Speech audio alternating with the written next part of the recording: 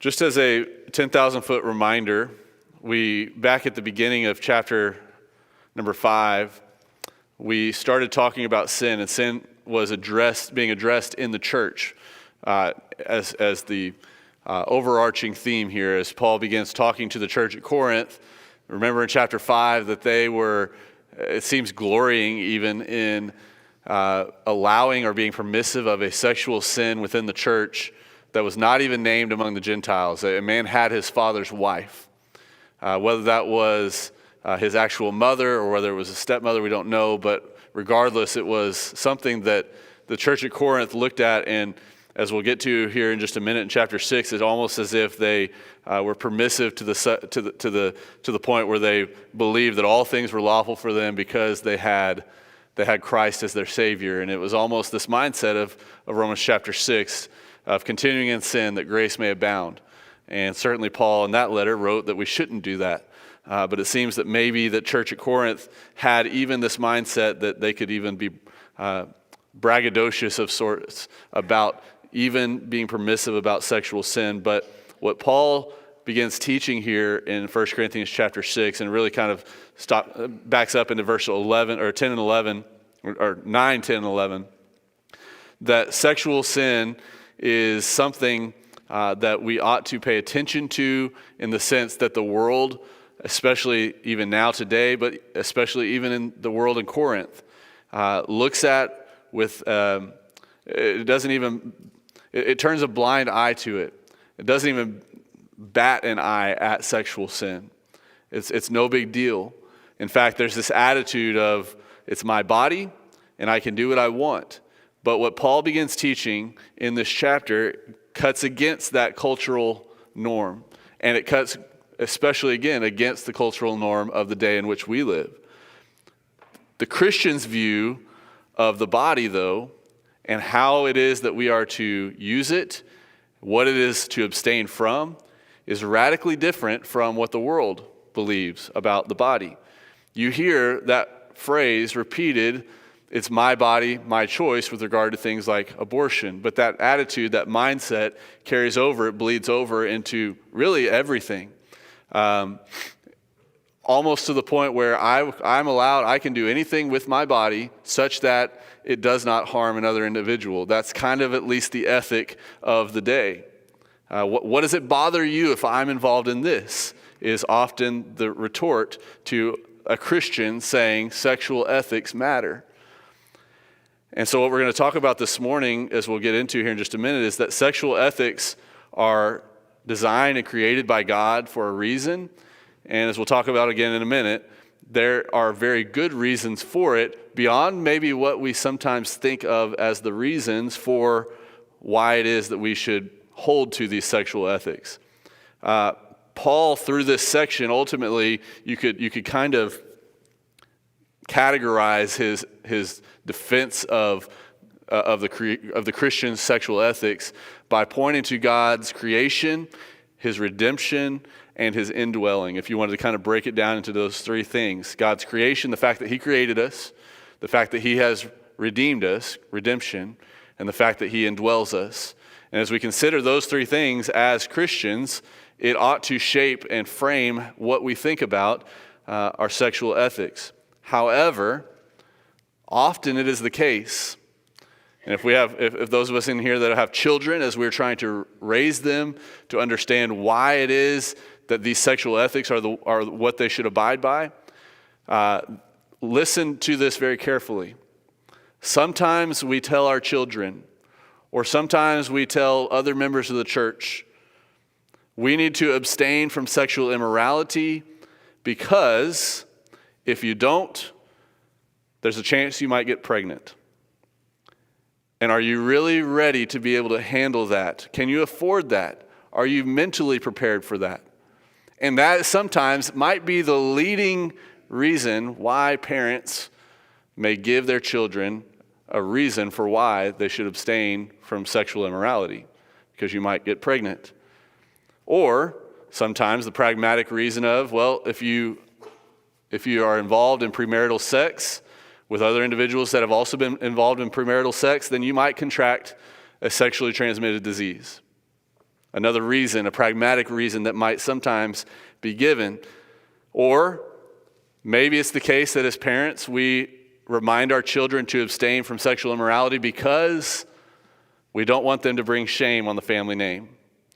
You think back to novels that are written like The Scarlet Letter, and I know that's talking about adultery in that particular case, but there is shame that is associated with sexual misconduct oftentimes. Or we teach our young children, abstain from sexual immorality because if you don't, you will develop a certain reputation. Fill in the blank on a number of other reasons why you might teach your children to abstain from sexual immorality. And while all of those may be true to a certain degree, yes, it is wise and pragmatic to not be involved in premarital sex because that's what leads to pregnancy. That's what can sometimes lead to sexually transmitted disease. It can bring shame on you. It can develop a reputation in your life that you are sometimes referred to as loose with your morals. But none of those reasons are necessarily reasons, or at least the first reasons, why we should be teaching our children and others why abstaining from sexual immorality is the choice that a Christian should make. Instead, our reasons for why we should remain chaste, why we should remain pure, are not centered around what might happen as a consequence of our actions, though that can be an additional reason. As with anything in our life, our reasoning for why we teach our children what we teach them about sexual ethics ought to be spiritually minded and God-centered. Spiritually minded and God-centered. As Paul introduces these teachings, look at 1 Corinthians chapter 6, verse 12 now. And we're going to start to see that Paul addresses two common phrases from the day. These phrases, depending on the translation that you're reading, might have quotes around them. And that is to indicate to us that it's most likely to be believed that these phrases are not things that Paul is saying that are true, but rather he is quoting someone else. In other words, it's like Paul is saying, some of you are saying, all things are lawful for me. But then he says, but all things are not helpful. And then he says, all things are lawful for me. Again, you might put that in quotes. Some of you are saying, all things are lawful for me. But then Paul says himself, but I will not be brought under the power of any. Then verse 13, another quoted phrase of the people of Corinth. Foods for the stomach and the stomach for foods. Could be quoted. But then Paul goes on to finish that statement by saying, but God will destroy both it and them. First, they said, all things are lawful for me. This was a twisted perception of what we said a moment ago of maybe like Romans chapter 6. Shall we continue in sin that grace may abound? In other words, all things are lawful for me because as a Christian, I have been given Christian liberty. I am free from all restraint. I am free to do whatever I please because God has saved me through Jesus Christ. And so it means freedom from sin's control instead, though, so that we can live for righteousness. But then secondly, as you see in verse 13, the phrase food is meant for the stomach and stomach for food. Paul is not saying that this is the truth.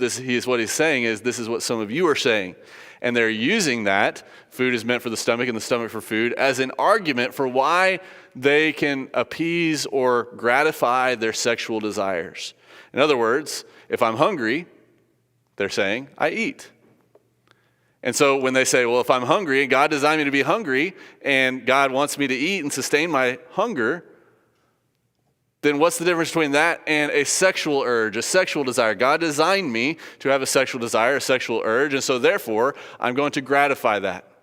And that's what the argument was being made, it seems, by the church at Corinth, or some of the Christians in Corinth, where they're saying, listen, God made me to be hungry, so I'm going to fulfill that desire. God made me to have a sexual desire, I'm going to gratify that.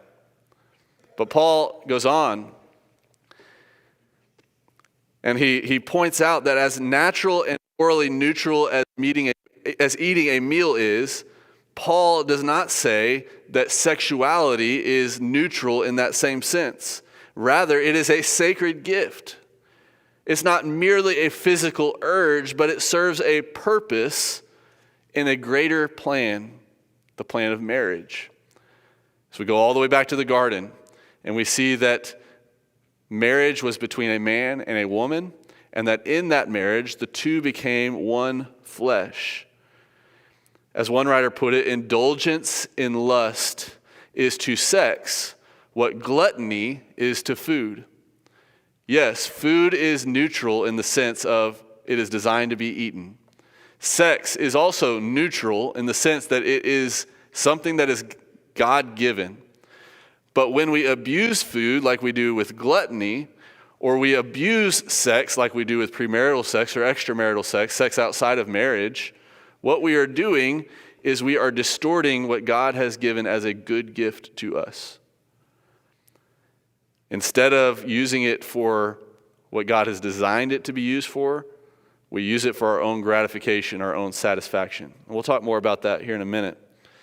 Yes, God designed normal human desires, but He has also set boundaries for how those are expressed and how those are acted upon. Just because something feels natural does not mean that it is spiritually right or good. And when it is expressed outside of marriage, sexual activity destroys trust, it destroys peace, it destroys purity. But within marriage, it reflects God's design and can be both pure and creative and deeply good. These are the types of things that we need to be teaching our children. We're going to go through verses 12 through 20 of chapter 6 and notice 8 reasons, if we make it through this morning. If not, we'll bleed into next week. 8 reasons why we should abstain from sexual immorality, not simply so that we don't get pregnant, not simply so that we don't contract a sexually transmitted disease, but rather that we would honor God with our bodies. These are the things and the ways we should be teaching our children about why we should abstain from sexual sin, as we'll get to these 8. But for that matter, for any sin. Sometimes we might get the cart before the horse in a way.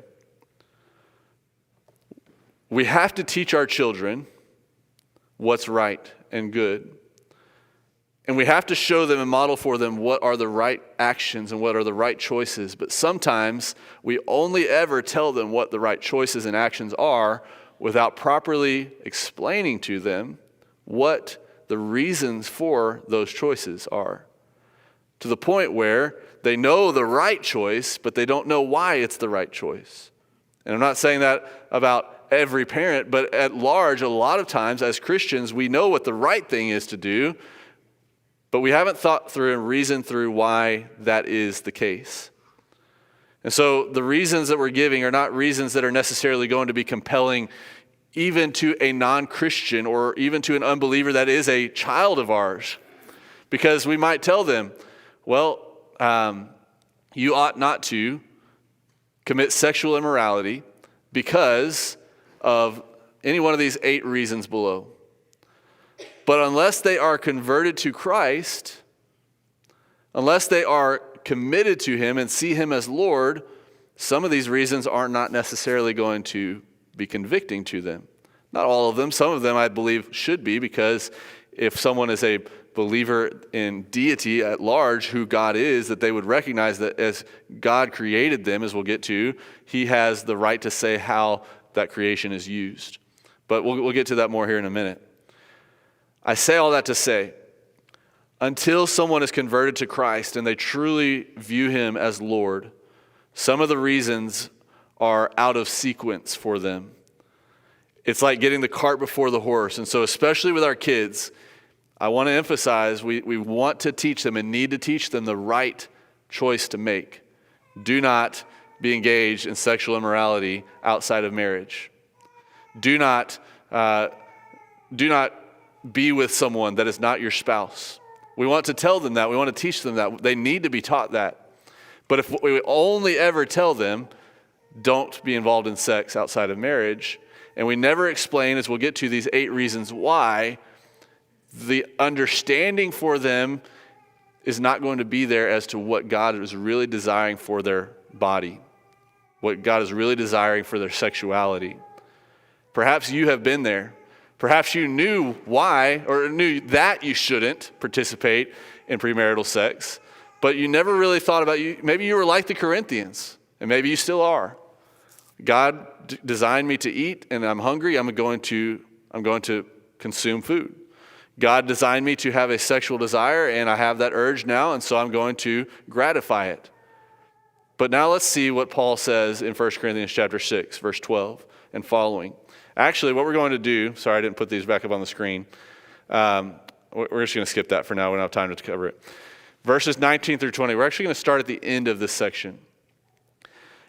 Paul wants us to understand that we need to abstain from sexual immorality because of who your body was created by. As I said a moment ago, this ought to at least be something that even a person who has not yet committed themselves to Christ can recognize. If they believe that there is a God and God created them, they ought at least to see this. Notice what Paul says. Do you not know that your body is the temple of the Holy Spirit who is in you, whom you have from God, and you are not your own. You are not your own. For you are bought with a price. Therefore glorify God in your body and in your spirit, which are God's. They belong to God. God created us. God made both body and spirit. He formed Adam out of the dust of the dry ground, and then he breathed into him the breath of life. He therefore is the designer. He is the rightful owner, and he is the ultimate judge. He has the opportunity, he has the right to say what that body is to be used for. And so you cannot separate yourself from your Creator in the sense that God has ultimate authority. He has sovereignty over all flesh, you and I. And so his design dictates our purpose. And so to use our body for a purpose other than what it was designed for, as we'll get to more in a minute, is to not recognize that our body belongs to God. And so this is the ultimate reason for purity, not just because sin hurts us or others, but because it dishonors God. Because God created us, because God has molded us and shaped us. And when we use that body that he has created and molded and shaped for a purpose other than he designed it for, as we'll get to again in a minute, we are therefore dishonoring him. And so glorify God in your body and in your spirit, which are God's. Your body belongs to him. But then secondly, consider this. We need to abstain from sexual immorality because of who your body was purchased by. Again, remember, this letter is being written to Christians, to the church at Corinth. And as we already alluded to, as we're teaching our children, until they truly become converted to Christ, some of these rules that we want them to abide by are not going to necessarily hold as much water for them until they have said, yes, I want to follow Jesus. But once they have followed Jesus and they say, he is my Lord and I have submitted to him in baptism, had my sins washed away, at that point, the argument for the Christian is, your body was purchased by Jesus. You are not your own. You were bought with a price. Redemption means ownership. We belong to the one who paid for us. What was that price? The blood of Christ. 1 Peter chapter 1, verses 18 and 19. And to sin sexually then is to act as if the cross did not buy you. To act as if my body is mine when Jesus' blood says otherwise. And so gratitude is the foundation for the purity that God calls us to have. It is to say, I am thankful for what Jesus has done, and so therefore I'm not going to use the body that he purchased, redeemed back for me on my behalf, for a purpose that is unholy. And again, these 8 reasons really could be applied to any sin, but especially what he's addressing here is sexual sin. But I'm not going to use my body for something that is going to dishonor God.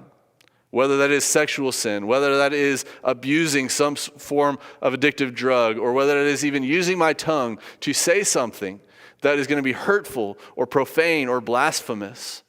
To use my body is to say, I do not appreciate the fact that Jesus purchased me. But here is one of the most important reasons. Those two are quick, but here's where we're going to start to slow down a little bit more. Let's jump back up to verse 13. We've already started to kind of dig into verse 12 and verse 13, but let's read especially and see what our body was created for. The body is not for sexual immorality, but for the Lord, and the Lord for the body. If we were to sum up the purpose of our life, it would be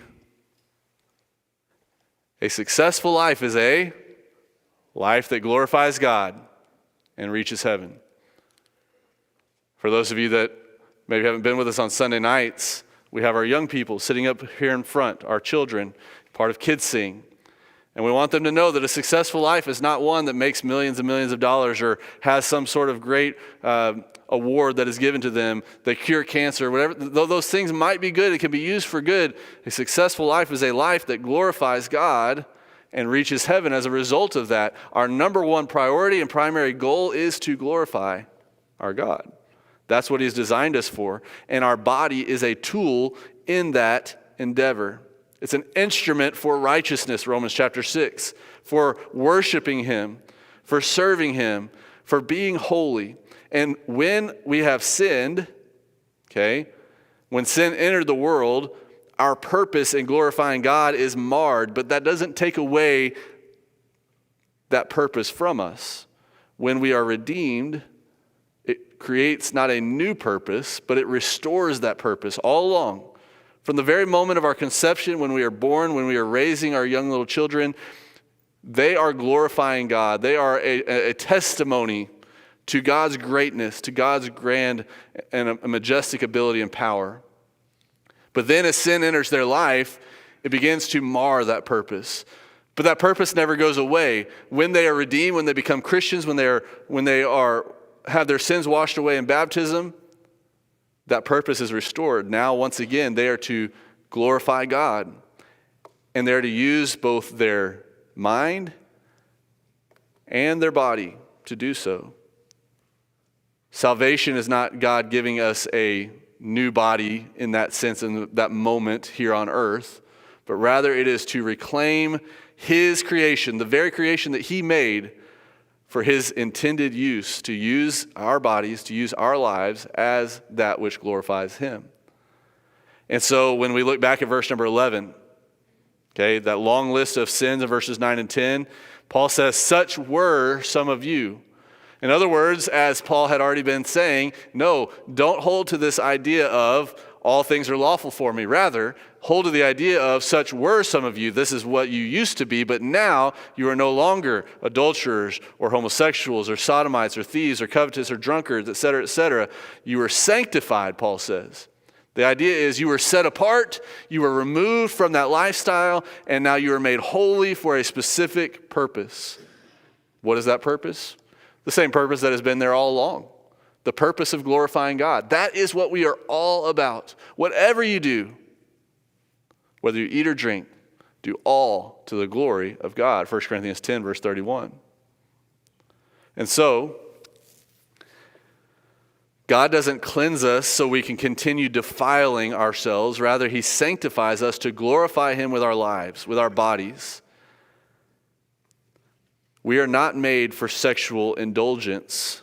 Verse 13, the body is not for sexual immorality, but for the Lord, and the Lord for the body. Again, hearkening back to verse 12, in the beginning of verse 13, the Corinthians said food is for the stomach, and so they're utilizing or justifying their bodily urges through the fact that I have this feeling, I have this desire, God made me this way, so I'm going to act upon it. But Paul answers, bodily desires do not define bodily purpose. The Creator defines what your purpose is. And so just as hunger does not justify gluttony, or anger does not justify murder, so too does sexual urge not justify sexual sin. And so, any sexual expression that is outside of the design for what God intended sex to be is not justifiable. Naturally, The first thing that might come to mind would be just because a pedophile has a sexual attraction towards children does not mean that they should act upon that desire. By the way, in our society, there is even a growing trend towards being more accepting towards those of what they call a minor attracted person. They're softening that term because the world around us more and more seems to be okay with gratifying the sexual desire any way, at anyone's expense. But the same should also be said for those that are attracted to the same sex. Just because you have an urge does not mean that God has given you license to act upon that urge. Even if it were the case that God created you to have that specific urge, which I do not believe to be the case, God still has given instruction about what the sexual relationship is to be, who it is to be for.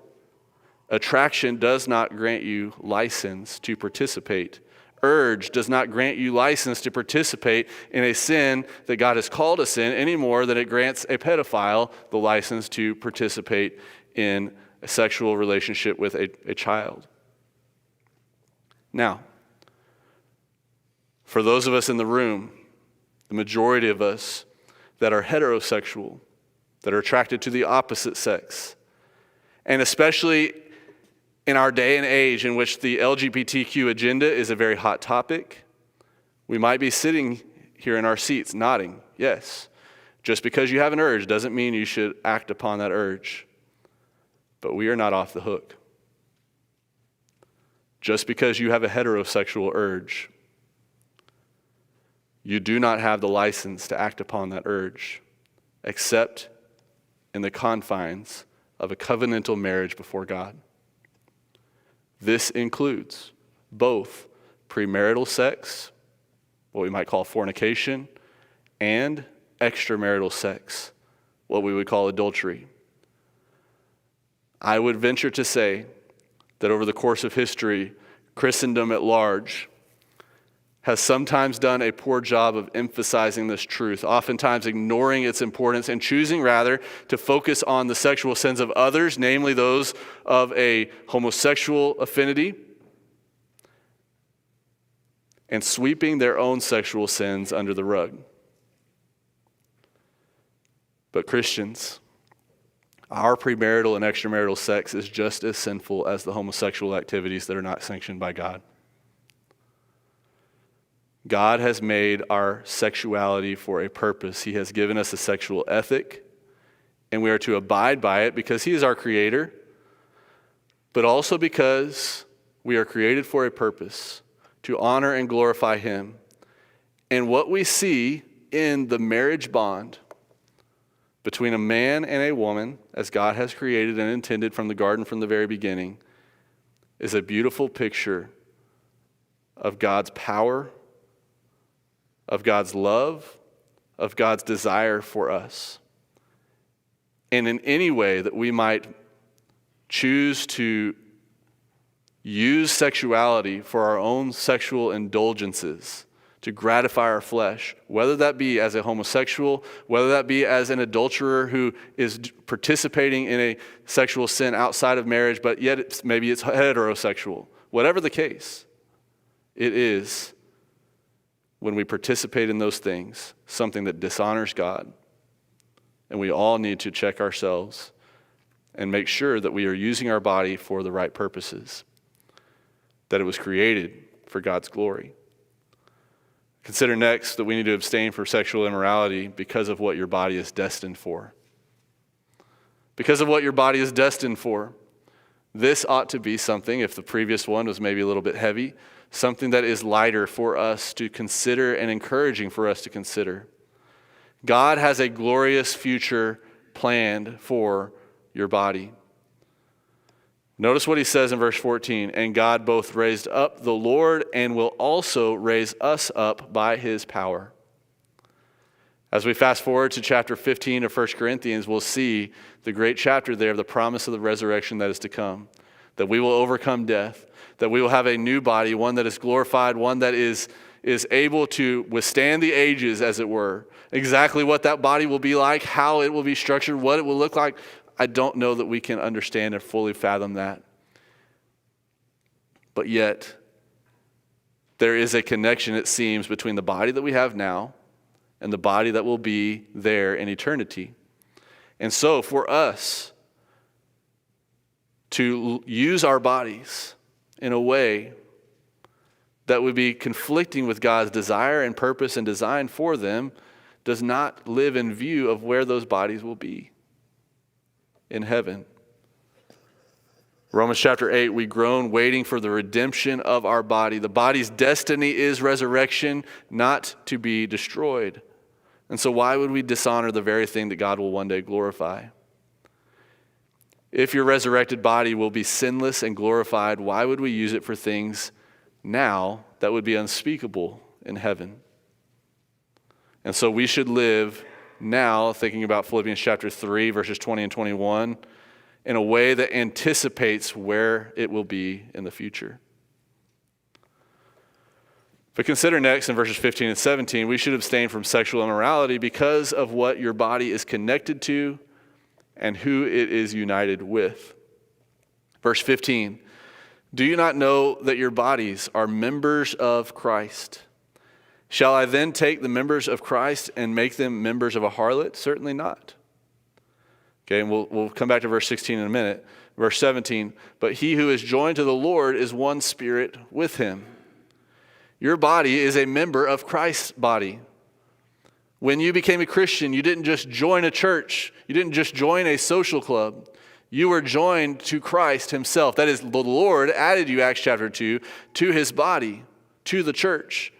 And in that, not only are you connected to the Lord, but you are also connected to the other people in this room, the other Christians in the world who are also part of the body. And as such, we are representatives of Christ. We wear the name of Christian. We wear the name of Christ. And so to unite our body with someone who is not our marriage partner or any form of sexual immorality is to drag Christ's name and the church into it. It's as if you're making Christ, in a way, and the church participate in that sin because of your connection to them. And so, not only are you bringing Christ and the church into it in a sense, I don't mean it in a perverted way, I just mean in a sense that they're being brought into this sin. Not only are you doing that, but you also are misrepresenting Christ to the world. The body of Christ, the church of Christ, Christ's church is meant to show Christ to the world, not to distort who Christ is and who his followers are. And so what we do with our bodies proclaims something about what we believe to the world around us. And so every time that we're tempted by a sexual sin, every time we are tempted to fall and prey to it, we should ask, would I take Jesus with me to this occasion? Because he's there. You're part of his body. Would I take the elders with me? Would I take the deacons with me? Would I take the Bible class teacher with me? My fellow Christian, would I take them with me? Would they be okay with me participating in this? Because we're in this together. We're a family. And then as we look in verses 16 and 17, Paul contrasts two unions. He says in verse 16, do you not know that he who is joined to a harlot is one body with her? For the two, he says, shall become one flesh. We'll come back to that statement in a minute. But he who is joined to the Lord is one spirit with him. And so there's the first part, what your body is connected to. We think about the church, the body of Christ. Now, who are we connected to? Who are we united with? We're united with Christ. We are, as he says, joined to the Lord. And so he contrasts the two. The immoral person becomes one flesh with another when they are involved in sexual immorality. But the believer becomes one spirit with the Lord. And you cannot be both one spirit with Christ and one flesh in sin. They are opposite. They are contrary. They are mutually opposed. And so our relationship with Christ defines the boundaries of all other relationships. Said another way, when you become a Christian, you have said, I will put away all other relationships that are not authorized by God. All other sexual relationships that are not authorized by God, because I'm a follower of Christ, because I am joined to Christ, because I'm united with Christ, I'm one spirit with him, I will not participate in those things. And so, To commit sexual sin is not merely bodily rebellion. It is spiritual betrayal. The believer's body is an instrument by which he can demonstrate his relationship with the Lord. And purity is not just about self-control.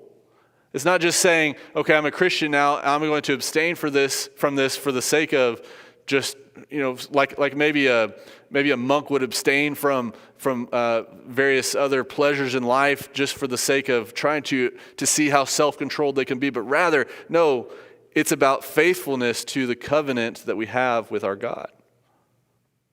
And if we were to go against that, if we were to say, well, I can separate the things that I do with my body from the way that I feel about Jesus Christ, let me ask you, if a husband were to tell his wife, I love you, but lives as if he's single, he doesn't give her any affection, no commitment, doesn't share in life with her, do you think that she is going to see that as a united relationship when his actions clearly deny it? And the same would be said about our relationship with God, with our relationship with Christ. A Christian who claims to belong to Christ, but uses their body for sin is saying, they're saying one thing, but they're actually doing another. Consider next, abstain from sexual immorality because of what your body's sexuality is designed for. This is a little bit of rehashing of what we talked about earlier, but I want to emphasize this. Sex is not merely a tool by which your own desires are satisfied. It's not merely a tool by which your own desires are to be satisfied.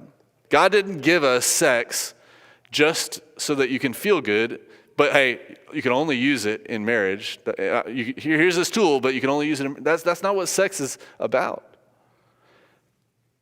Rather, it is a tool by which two people in marriage communicate to one another their undying devotion and commitment to one another. Paul points back to in verse number 16 where he says, "For the two shall become one flesh." He points back to Genesis chapter 2, verse 24. Sex is not merely physical, it is part of a covenant contract between two individuals. God designed sexual union to express this complete and lifelong, exclusive oneness for one another. And when we participate in a sexual sin, it violates that design. To engage sexually outside of marriage is to counterfeit God's design. It's to use a tool that God designed for something else and to take it and use it for your own purposes. Taking part in the pleasure of sex without the committing to the promise of relationship is what we see is so problematic with the sexual ethics of the world around us. It tears apart at the fabric of what God intended and designed sex to be. In Genesis, the one flesh union is the crown of marriage, as it were, the visible sign of two lives bound together in covenant before God. When two individuals are married, but they never engage in a sexual union, they are just, in a sense, roommates together.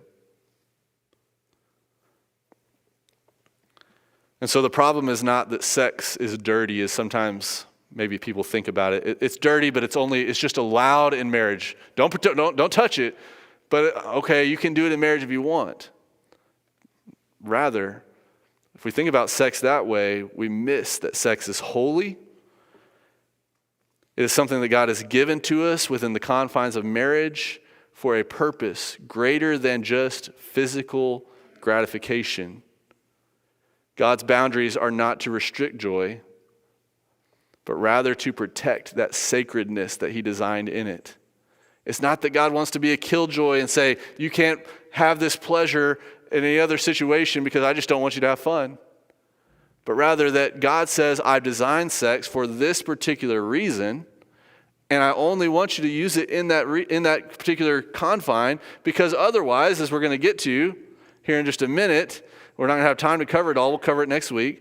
But our soul is very much connected to our body. We are not just bodies that just happen to be a corpse that a soul is inside of, but rather that the way that we think, the way that we feel, and who we are and our identity and our core, there's some sort of fabric and interweaving that happens between our soul and our body. And when we use our body for things that are not authorized by God, God understands that it's going to have an effect on our soul. It's going to have an effect on who we are as Christians, as followers of His. And so we'll introduce this in the last 2 minutes that we have remaining. But abstain from sexual immorality because of what's inside your body. That is your soul. Notice what he says in verse 18. Flee sexual immorality. Every sin that a man does is outside the body, but he who commits sexual immorality sins against his own body. I want us to think about the unique nature of sexual sin. Sins in general, as one writer put it, the common sins which people commit do not immediately and directly affect the body or waste its energies and destroy life, such is the case with falsehood or theft or malice, dishonesty, pride, ambition. These things, if you were to have pride, is a sin, but it does not necessarily affect your body in the same way. They don't impair one's physical motor operations. But the more immediate effect is on the mind.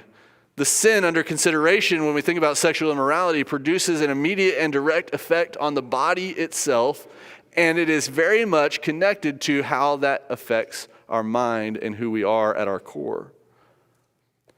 Paul distinguishes sexual sin from all other sins. He says every other sin is outside the body.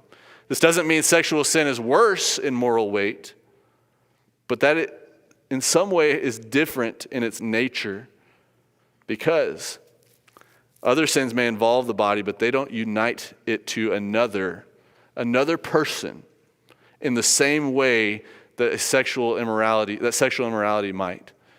And so as we'll talk about next week, there's a reason why there is a greater level of guilt that is often associated with sexual misconduct.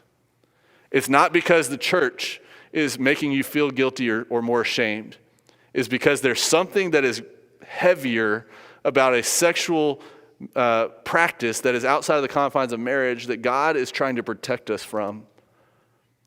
There's a reason why when our young ladies are involved in sexual immorality outside of marriage, there is a deep guilt, a deep regret.